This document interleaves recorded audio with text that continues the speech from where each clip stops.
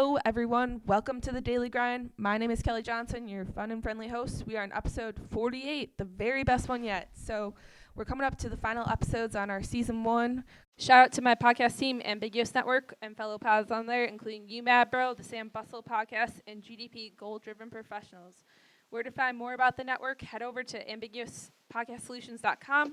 And if you're interested in joining the network, reach out to Will Tereshuk and his team. Crazy how time flies. And before launching season 2, feel free to check out our journey so far, share your feedback with us, get us on the map. So help us grow. Share this episode with a friend, tag them on social media, and send them the link. And finally, give us a rating and quick review on Apple. Virtual high five to you in advance. So last year on my Europe trip, I enjoyed connecting with a true daily grinder even before the Daily Grind podcast started in August 2019. Since then, this entrepreneur has been seeking out and conducting new and innovative business activities across channels and so much more. So today we are going to talk about his daily grind and sharing his stories.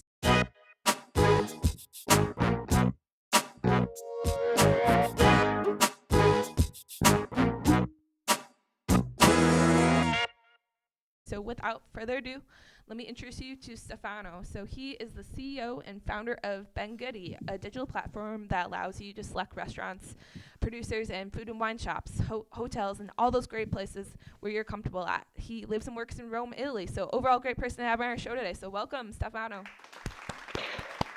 Hey, hi everybody. I'm very happy to join this very nice initiative.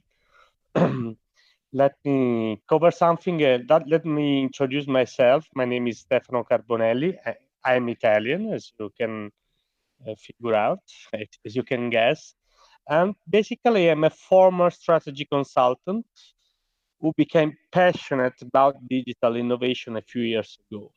So after almost 15 years in international consulting companies, I decided that it was time to change, to start something on my own.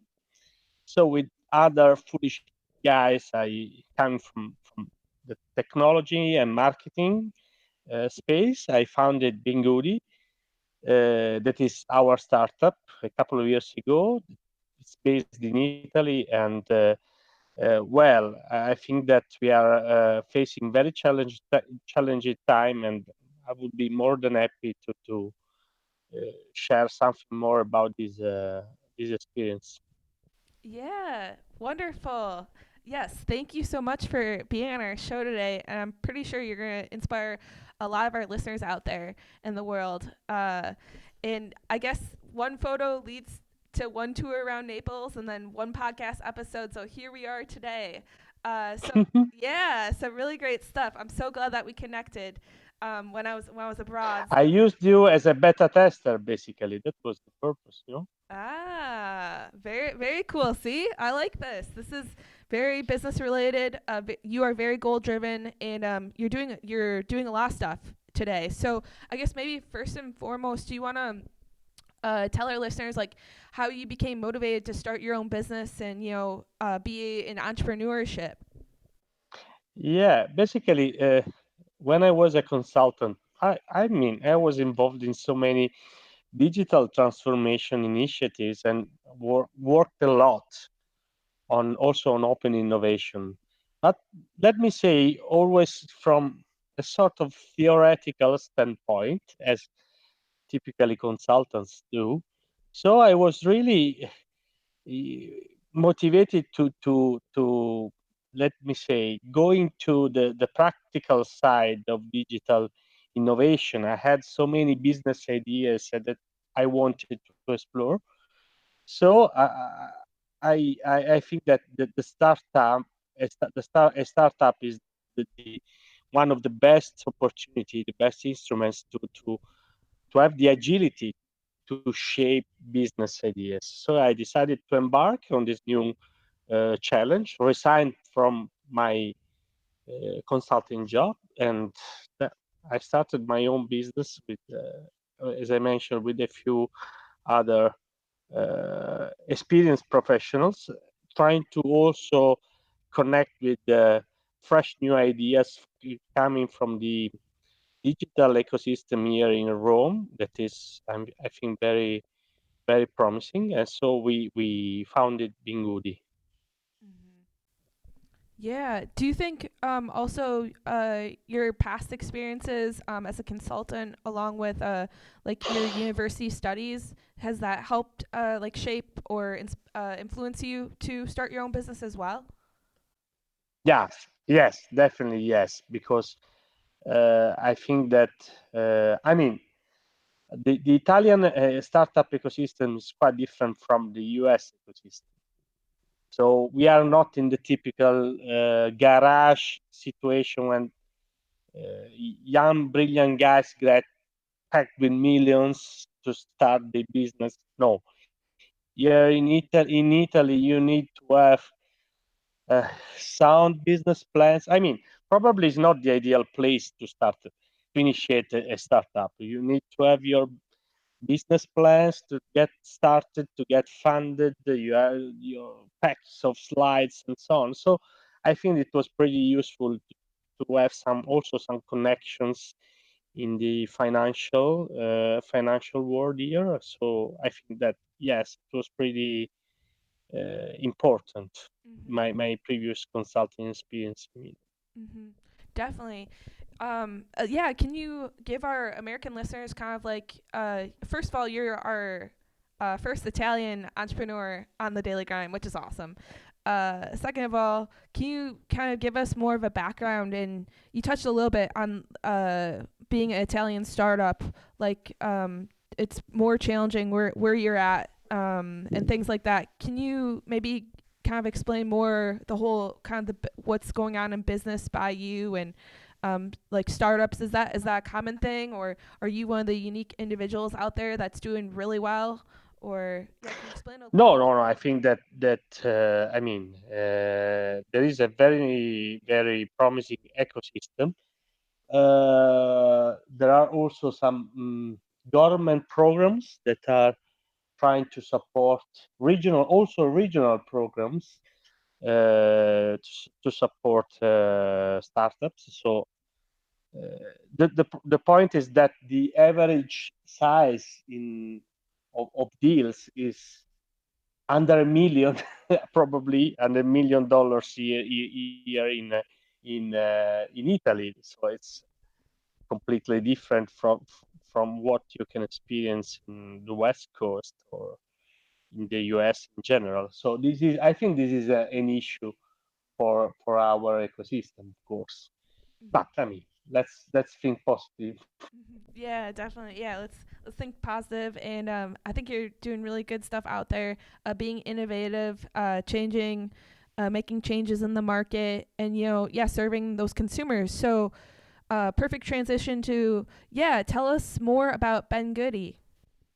Yeah, Bengurdie is focused on what Italy is famous around the world. So food and wine, in combination with the beautiful experiences that, as a local or as a traveler, can be lived in our cities.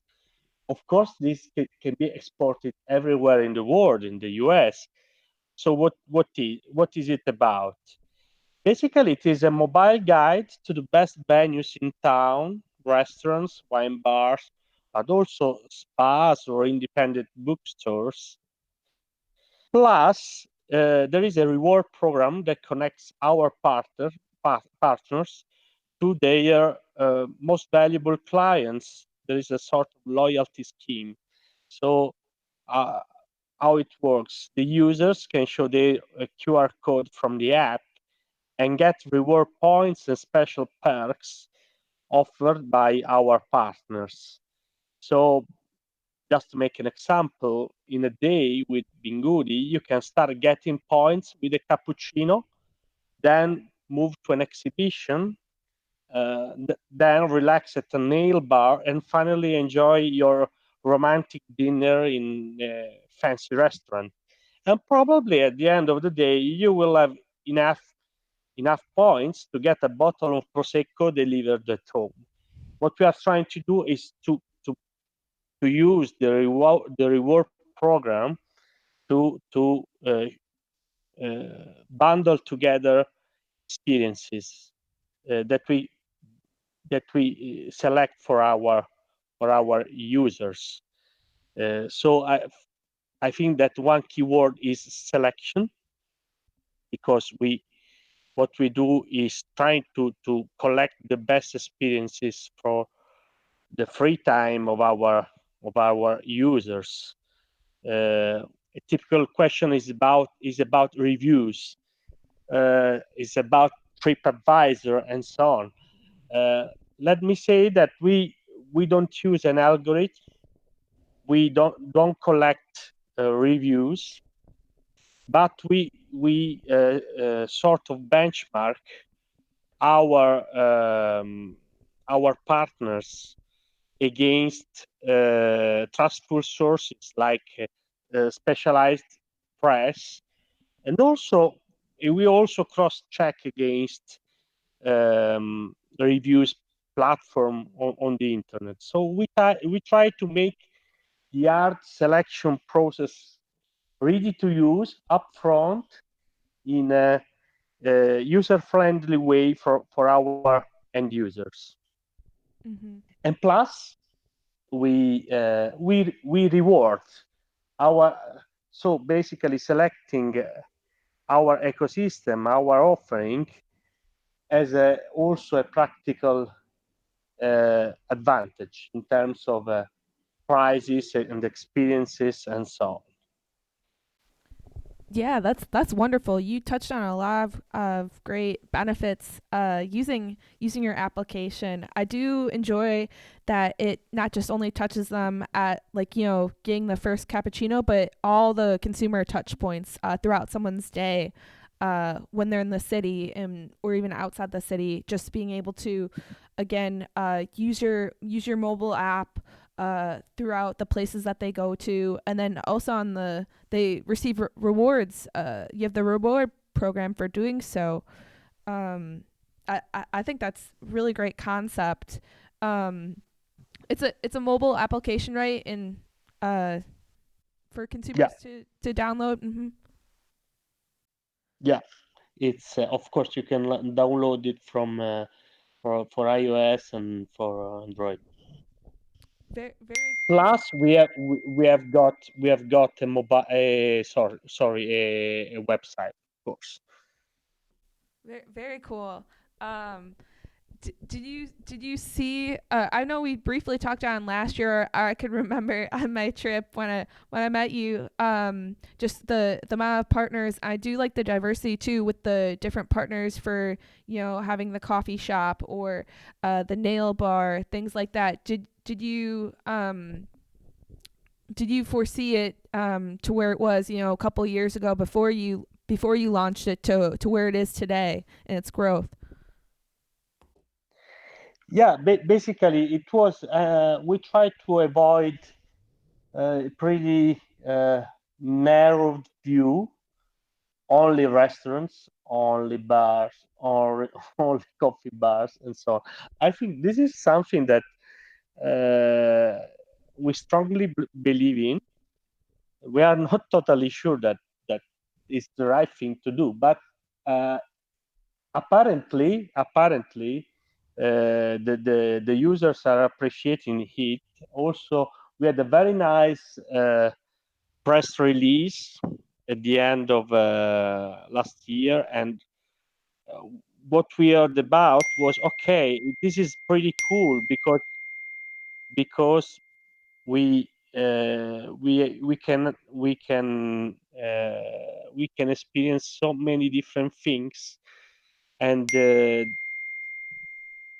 quality is basically the fil rouge, no, the connection, the glue all around the selection.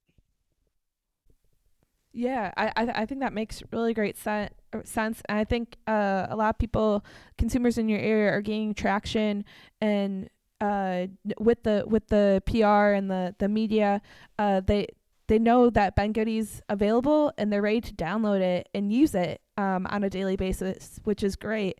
And you're also creating those relationships with both the users as well as the exhibitors. Of Bengurdie. I think that what makes the overall, like, high quality product on both ends. I think it's pretty straightforward. And as an entrepreneur, you're fulfilling that need for those consumers out there. Yeah, and plus, let me cover something from the partner side, the merchant side, because our project is essentially B2B. In our revenue, it's B2B2C, if you want to be precise, because our revenue stream is from the partners, because with our platform, they find a way, an innovative way to promote their activity, their products, uh, targeting, let me say, a very valuable target, a valuable segment of the market, questing for quality experience, for customized service, and so on. And plus, another interesting thing is that our partners sometimes work together to promote their offering. For example, the hotel brings client to the restaurants or to the exhibitions, and the other way around. So I think that we are working on the right way to shape a sort of digital ecosystem. Mm-hmm. Yeah, I think that's really well said. And you again, you connect the dots and you connect the people to, helping with marketing, helping with a lot of different business operations, etc. So I do like the flow of the business. And I think that again, Bengurdie is a really good fit. And now you're well, you've always been an expert in in internet e-commerce, business strategy and consulting. So with Bengurdie, I know offline we talked about it a little bit, but building upon Bengurdie and expanding that into other stuff that you're working on. Can you share with our listeners what's going on? What's your other project that you're working on? Yeah. Okay. So the other project is Wineability. Uh, Let me say, from our Italian perspective, is was wine plus celebrity, Wineability, and so on. That is the name of our fine wine online selection. Basically, it was part of our business plan, of our Binguri business, of our overall business plan. But we decided to have a separate brand for this project. And basically, the value proposition is that it's not a massive e-commerce where you can find thousands and thousands of wines from $5 to $500. No, it's something that basically relates to the passion of sommelier and restaurant owners. So behind the project, there is a partnership with restaurant owners and sommelier. And the idea is to select those wines that are included in the wine list of the best wine bars and restaurants, famous, emerging, and still undiscovered wines for a greater public on the internet. Plus, we are very committed to offer an excellent quality price ratio that I think is a very important aspect in these uncertain times. And we have an express delivery service all around Italy at the moment. So we are not shipping in the US, but of course you can, if you have friends living in Italy or coming back in Italy, because we definitely need Mm-hmm. to have your your the tourism and the traveler flows back in our country. So I definitely will recommend wineability.it to get the bargain, because we are promoting a lot this brand. Mm-hmm. And by the way, e-commerce is really booming in these COVID times, of course. I think it's the same all over the world, so it's very exciting at the moment Mm-hmm. That's from a business perspective, let me say. hmm That's wonderful. I think again, Weinberty, I think this is a really, really great business that you have going, Stefano. You touching on all the points in regards to how the world's shaping and what's trending now. Lots of e-commerce, online shopping people are doing, and food and drink are popular. So wine in particular, I know I'm a wine connoisseur. I would say more on the beginner amateur side. Still working on knowing all the wines and the different brands and the different ones, but on your platform, you're able to offer a wide selection of labels and products, um, across from premium to the best online price, and then also again you're tailoring with that fast and reliable delivery. That customer service is really important in today's age, which makes really good sense. Yeah, hopefully, yes. Yeah. So how long have you been working on Wine Birdie? So this recently just launched, right? It's a couple of months, but we have been working a lot during our lockdown. We were closed in our office, not office, but basically in our houses, but with very intense exchange within the team. Mm-hmm. So and now it's up and running, and I think that the start was very good. Mm-hmm. That's really great to hear. And I guess I forgot to mention or forgot to ask you in the when you're talking about Ben Goody and then also this business as well.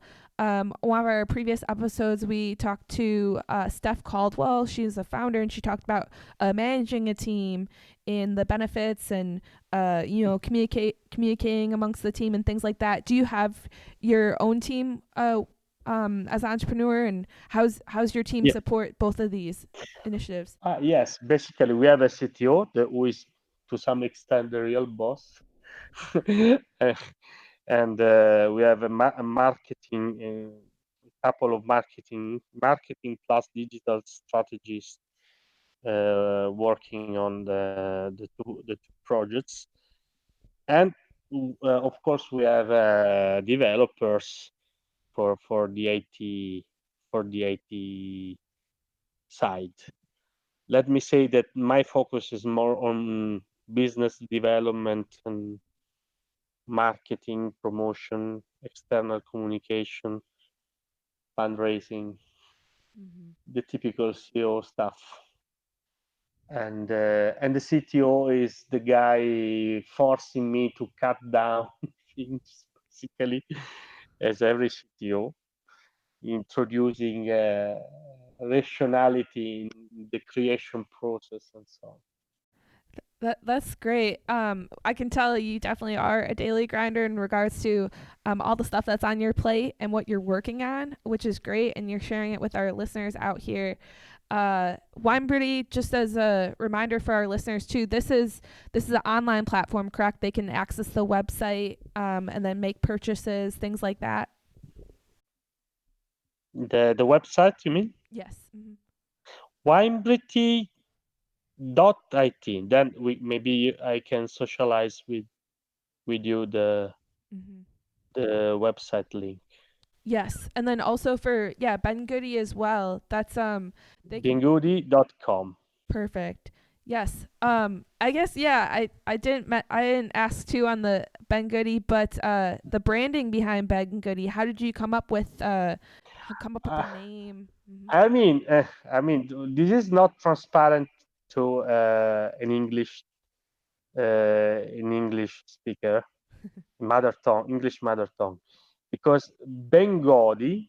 il paese di Bengodi is so it's the country of Bengodi is in Italian old literature, Boccaccio's and Boccaccio's book.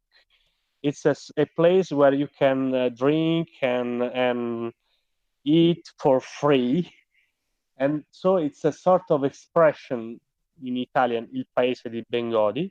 And then we, of course, like every startup, we added a couple of E, a couple of U, a Y, and so on to make it more palatable for an English mother tongue speaker. This is the story behind. Mm-hmm. Yeah, I think it's very. I think it fits really well with the branding, the entire business, and just again what you said. Easy for the consumer to remember and use as well, and share with their friends and their network and everyone else around them. Basically, to be involved and be a long time consumer. So yeah, speaking of business, we touched a little bit about offline, but how is COVID-19 impacted Bengurdie and surrounding businesses by you? Mm-hmm. To some extent, in a pretty dramatic way, because obviously 99% of our partners uh, have been closed during the lockdown. So I mean, very hard time for our partners. To some extent, we see more awareness on how digital can improve the situation. So in the middle long term, we think that this would be a plus, but of course, the short term it was really a nightmare for our project and for our partners in general. As I mentioned, on the other on the, the e-commerce, the wine e-commerce was immediately booming uh, for obvious reasons and so on. So it was definitely hard times, Yeah. but again, I think that in Italy, I did not mention the impact on the tourism. That of course really miserable for a country like Italy. And hopefully we will get tourism flows back, but I guess after summer, hopefully in Christmas time and next year. So this is a little bit the gloomy side of the story, but I think in that for still not so digitalized country like Italy, I think that all everything coming related to the digital space will be very accelerated now. I would agree. I think you the digital space has to be now accelerated. There's more focus on e-commerce and becoming more innovative in those technologies with people's consumers' tastes and where they make a lot of purchases now are shifting more online versus brick and mortar, which is interesting. But I think COVID did make that a fast forward because with places being closed down in the U.S. and where you are, Stefano, in Italy, it's just that's in order to people be able to feed their families or make purchases or still continue to have a normal lifestyle during the lockdown. That's how e-commerce is gaining more traction, and people are now becoming aware of the different resources that are available to do business in and continue to execute on a daily basis. But yeah, with I guess with the U.S. Chicago area, we're in phase 3 of multiple phases. Can you tell our American listeners where you are? Like, what's the what's the latest? I would say I latest and actually greatest, but not greatest. we are between phase 2 and phase 3. Hmm. So lockdown was I mean is over definitely. So we are still we have this social physical distancing measures that basically are not very transparent when you are outside. Basically, in the road, everything is pretty normal, I think. In restaurants, in bar, they are keeping the 1 meter distance between the tables and so on. Football championship probably will restart in 7 days. This is pretty. I mean, I think that it's a sort of benchmark or milestone for Italy because, of course, football is quite important in our social life.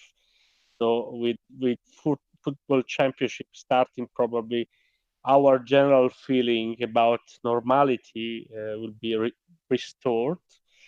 Uh, I think that the major concern is about the impact on tourism. Yeah, I would agree. I was just gonna touch on that travel and tourism in general. I was hoping at this time in 2020 I'd be over in Europe again, saying hi to you, grabbing a cup of cappuccino or espresso or whatever. But yeah, I'm still restricted to being in the U.S. Not as many travel plans as I'd like to, either getting canceled or postponed. Um, but yeah, I think travel and tourism is important for economies to grow and build off of that, and again service people when they. I think travel is an important thing, just not in your in career wise if you have to travel for work, but also personal life too, so you can grow if you're passionate about that as well. Being able to travel and see different cities and learn about different cultures, and then also enjoying their food and drink, and just learning more about it and being able to connect with people in person. But yeah, I definitely agree. Travel and tourism is taking a hit. I think across anywhere, if you name like a city or a country, I think again everyone's being affected by this. So hopefully get stuff less restrictions on travel later this year, and get people in, and so I can book those flights and see ya. But yeah, looking back on starting Bengurdie and also Weinberdy, what would you say are the most important things you've learned from starting those businesses, and what advice do you have for our listeners looking to start their own business? Uh, Probably that you cannot plan anything.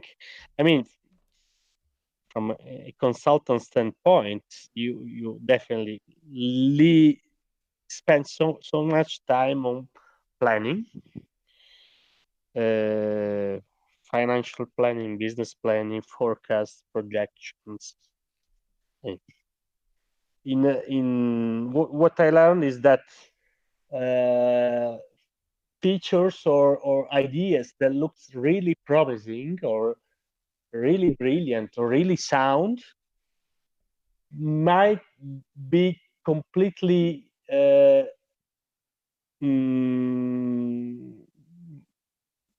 I mean not appreciated by the end user, and ideas that would not bet a cent are killing applications. I mean, so this is quite strange, but my lesson learned is I mean, you need to pilot, you need to test, you need to be flexible, you need to be agile to cope with this really uncertain reactions from the end user in the digital space.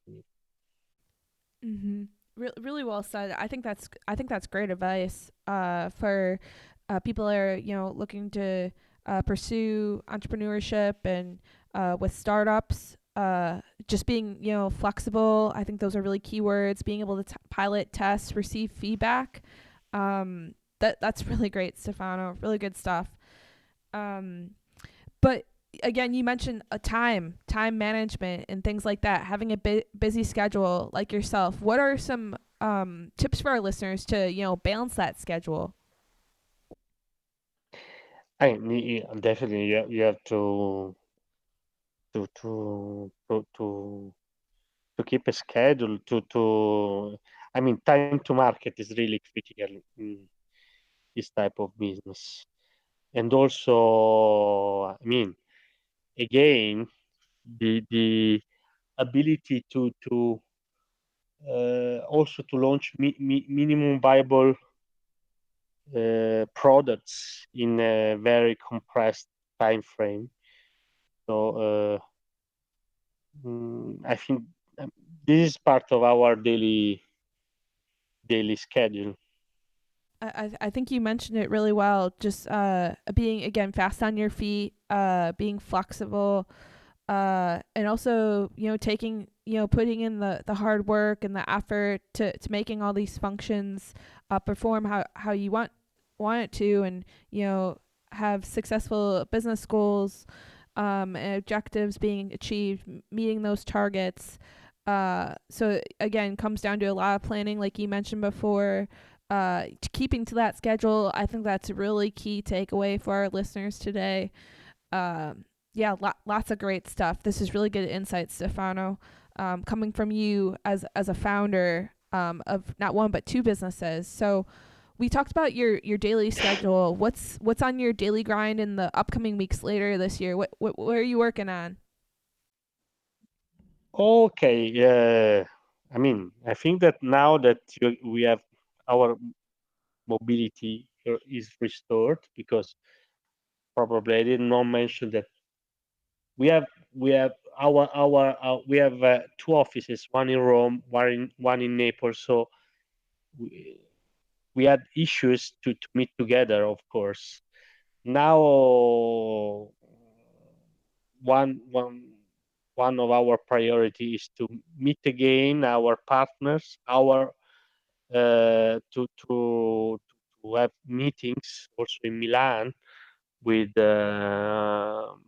venture capitalists. So you'll be a very busy agenda in the next few weeks. And on top of this, we are directly involved in the selection of these wine wine companies that are joining our e-commerce. So we have some very nice visits to make all around Italy in very beautiful places, by the way. So Mm-hmm. it will be very exciting. Yeah, it sounds like you have a lot going on. Again, yeah, travel you mentioned. Hopefully, you can start going to these wineries and seeing your customers, and hope I think just getting that back up and running, I think is really important. I'm hoping to do the same. Likewise, being able to make the smaller trips around the Midwest in the U.S. Yeah, that's great. Do you have a word of the day to motivate our listeners out there, Stefano? Word of the day. I have a quote by I've prepared something for you. Mm-hmm. A quote by Bertolt Brecht that is, "I am always ready for a new idea and for an old wine." It looks pretty appropriate to what we are trying to do. Yes, I think that's really fitting with today's episode and with your daily grind, which is great. Love it. Uh, if listeners want to get in touch with you, want to follow you, learn about more about Bengurdie, Wimberdy, how can they do so after the podcast? You can drop me an email on my business email. No problem. I will reply. Mhm. So it's Stefano.Carbonelli. Maybe it's better to spell it Carbonelli at Bengurdie.com. Great. We will put Stefano's contact information in today's show notes, along with the links to both of his businesses. So don't worry about writing them down. We got you covered on the daily grind here. Thank you again for tuning in today's episode, and a big thank you for Stefano for being on our podcast. When it comes to sharing my story, be sure to follow the Daily Grind at KJF Daily Grind on Instagram, and me, your host, at Kelly J. Lefty on Instagram or Twitter. Make sure to go to our podcast network website, ambiguouspodcastsolutions.com, for more content such as You Mad Bro, the Sam Bustle podcast, and GDP, Goal Driven Professionals. Listen on Google, Stitcher, Spotify, Apple Podcasts, and more. Until next time, my name is Kelly Johnson. Have a great day.